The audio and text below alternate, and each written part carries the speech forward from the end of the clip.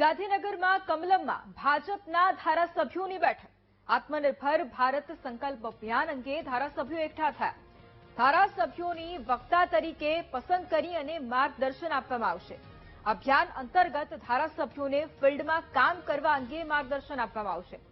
બેઠકમાં તાલુકા અને જિલ્લાના સંગઠનના પ્રમુખોને પણ બોલાવવામાં આવ્યા છે। તો કમલમમાં ભાજપના ધારાસભ્યોની બેઠકનું આયોજન કરાયું। આત્મનિર્ભર ભારત સંકલ્પ અભિયાન અંગે તમામ ધારાસભ્યો છે કે જે એકઠા થયા। ધારાસભ્યોની વક્તા તરીકે પસંદગી કરી અને તમામને માર્ગદર્શન આપવામાં આવશે। આ અભિયાન અંતર્ગત ધારાસભ્યોને ફિલ્ડમાં કામ કરવા અંગે પણ માર્ગદર્શન આપવામાં આવશે। બેઠકમાં તાલુકા અને જિલ્લાના સંગઠનના પ્રમુખોને પણ બોલાવવામાં આવ્યા છે અને આ તમામને માર્ગદર્શન પણ આપવામાં આવશે। અને ધારાસભ્યો છે કે જેમને આત્મનિર્ભર ભારત સંકલ્પ અભિયાન અંગે હવે લોકોને માહિતગાર કરવા માટે જાગૃત કરાશે। અને આજ મુદ્દે સંવાદદાતા પાર્થ ફોન લાઈન પર છે। પાર્થ, કમલમમાં ભાજપના ધારાસભ્યોની બેઠકનું આયોજન અને આત્મનિર્ભર ભારત સંકલ્પ અભિયાન હેઠળ આ બેઠકનું આયોજન કરાયું, શું વધુ જાણકારી?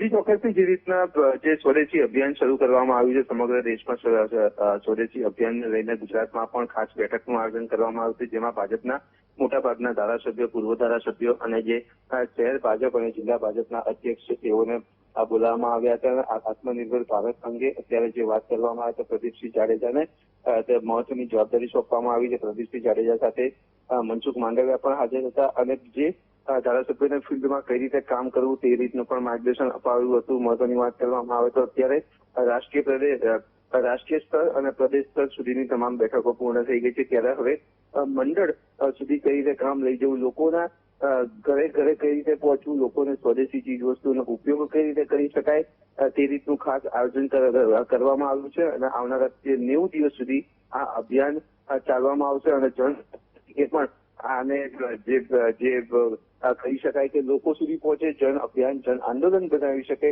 તે રીતનું ખાસ આયોજન આજની બેઠકમાં કરવામાં આવ્યું છે।